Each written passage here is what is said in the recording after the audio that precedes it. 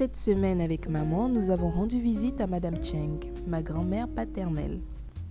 Nous avons été accueillis par une jolie chatte, toute blanche. Elle était magnifique. Est-ce que mon amour des chats viendra de ce côté du coup ? Elle était aussi raffinée que sa maîtresse. Je m'en doutais un peu vu la baraque, mais en étant face à elle, ça crevait les yeux. Madame Cheng s'est tout de suite comportée comme une grand-mère, à me prendre dans ses bras, me demander des nouvelles et me donner un peu des siennes. On aurait dit qu'elle m'avait toujours connue. Et moi, j'ai simplement suivi le mouvement. Je ne voyais pas quoi faire d'autre. La situation était déjà assez délicate comme ça. Non, en réalité, c'était pour maman que c'était le plus difficile. Elle ne savait pas vraiment où se mettre. Elles se sont à peine saluées avec Madame Cheng. Elle a passé le plus clair de son temps avec la chatte, qui se nomme Lady Cheng en passant. En entrant dans la maison, ça m'a tout de suite frappée. J'avais déjà cru comprendre que ma grand-mère était riche, mais là, un énorme piano au milieu de la pièce, des tableaux et vases anciens. Ah, et puis elle a une gouvernante. Elle me fait d'ailleurs un peu flipper, j'avoue. Après avoir passé quelques banalités, notamment ma classe, si j'ai des amis ou un petit ami, on en est venu au sujet qui m'a réellement fait venir, mon père. Je voulais en savoir plus sur lui et d'une autre personne que maman. Au début, Madame Cheng n'était pas très à l'aise. Ça faisait longtemps qu'elle n'avait pas parlé de lui. En fait, elle et son mari ont tout bonnement arrêté dès qu'il a quitté la maison. Mais ça les a dévastés. Monsieur Cheng plus qu'elle, il semblerait. Car selon quelques mois après le départ de mon père, Victor Senior est décédé d'un AVC. Cela semblait toujours beaucoup l'affecter car après 2 ou 3 anecdotes, j'ai senti que je lui en demandais trop. Alors maman a proposé que j'aille voir la chambre de mon père à l'étage. J'admets que me retrouver ici m'a fait un petit pincement. On aurait dit qu'il n'était jamais parti. Je pouvais presque le voir évoluer dans cette pièce, profiter de sa jeunesse, comme s'il dormait encore ici la nuit dernière. Cette pièce donne l'impression que c'était quelqu'un de soigné. Ou alors un vrai bordélique qui comptait sur la gouvernante pour tout nettoyer derrière lui. Je me demande s'il était un peu rebelle, s'il a fait des bêtises ici. S'est-il aussi allongé dans ce lit pour regarder ses films d'horreur après minuit ? Était-il plus du genre couché à 22h ? Heureusement que maman est venue voir si tout allait bien. J'aurais pu continuer en si longtemps. Elle aussi semblait un peu ailleurs. On en parle si peu que j'ai tendance à oublier qu'elle était avec lui depuis la 3e quand même. Elle est tombée enceinte en première année de licence. Et c'est aussi là qu'il a mis les voiles. Cette maison représente autant une épreuve pour elle que pour moi.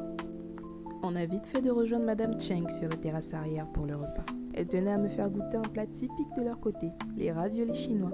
Pour la peine, elle les avait fait elle-même, histoire qu'ils soient vraiment authentiques. Je me suis surprise à aimer ça.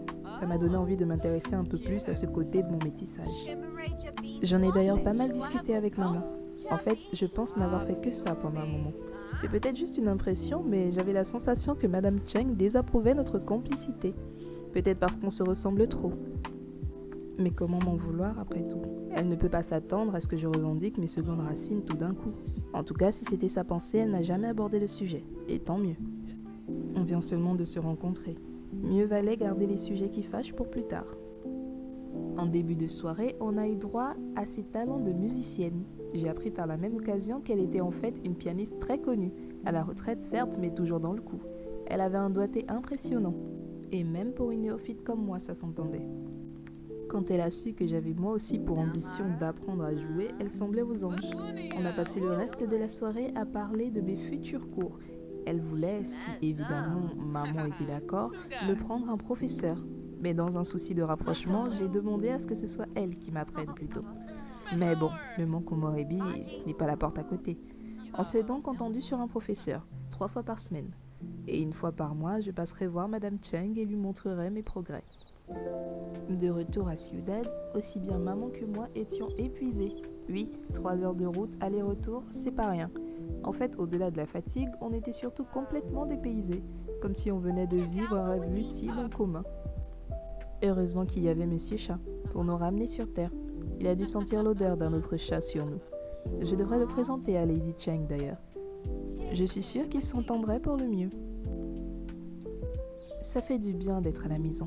C'est peut-être parce que Madame Cheng est encore une parfaite inconnue à mes yeux, mais force est de constater que je me sens tellement mieux ici, avec maman, dans notre petit loft, bien loin de cette maison immense, bien que réellement charmante.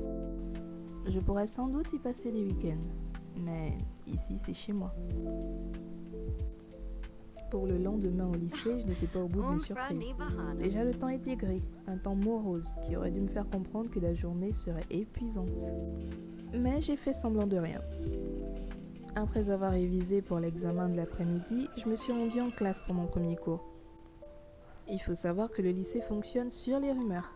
Tel a fait ci, l'autre a dit ça. Celle de ce matin, c'était que Luna Villarreal porterait une perruque, ce qui en a fait rire pas mal.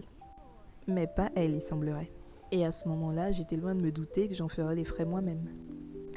À midi, j'ai rejoint Jeb à la cafétéria. Jeb et son fan club. Que des filles, des groupies lors de ces matchs. Au début, ça me faisait quelque chose, de voir autant de filles autour de lui. Mais je lui fais confiance à présent. Et puis, il finit toujours par les dégager gentiment pour avoir un moment seul avec moi. Et alors là, à l'abri d'un quelconque prof ou de regards indiscrets d'autres élèves, on se permet de lever un peu. Bon d'accord, un peu beaucoup. Faut dire que depuis la nuit qu'on avait fait dehors, lui et moi, on a restreint nos sorties, histoire d'éviter que ça se reproduise. Et avec les examens de fin de trimestre, c'est à peine si on se voit. Chaque minute ensemble est une occasion de se retrouver et de s'aimer à nouveau. Mais quelle ne fut pas ma surprise de tomber par hasard dans les couloirs sur Hector, mon ex. On était ensemble l'année dernière et il a disparu du jour au lendemain. Il ne venait plus en cours, ne répondait à aucun de mes appels ou messages et il avait même déménagé. Donc il a bien évidemment commencé par s'excuser d'avoir disparu.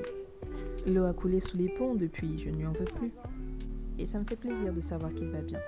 Mais lui, il semblait vouloir reprendre là où nous en étions restés. Et même si j'étais un peu surprise et que j'ai pris un peu de temps à le repousser, j'étais loin de me douter que nous avions un public. Au cours suivant, la rumeur avait enflé. Tout le monde faisait des messes basses, ce qui déprimait encore plus Jeb et les quelques amis que j'ai dans ce bahut. Je crois bien que les profs n'ont jamais eu autant de mal à avoir toute notre attention.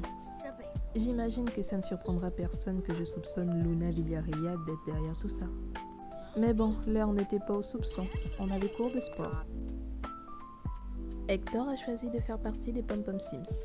Je me souviens qu'il était déjà dans l'équipe l'année dernière. Mais ça n'a pas dû plaire à Jeb de se retrouver dans la même équipe que lui. Ils en sont venus à se disputer. Enfin, plus Jeb qu'Hector en fait. Lui n'avait même pas son temps et le narguait littéralement. Moi, j'étais en train de m'échauffer dans le gymnase quand j'ai entendu cette nouvelle rumeur comme quoi deux garçons se disputaient pour moi. Je me suis dépêchée d'intervenir. J'étais surtout fâchée contre Jeb qui ne semblait pas du tout me faire confiance. De là, une grosse dispute a éclaté. Hector a vite fait de décamper.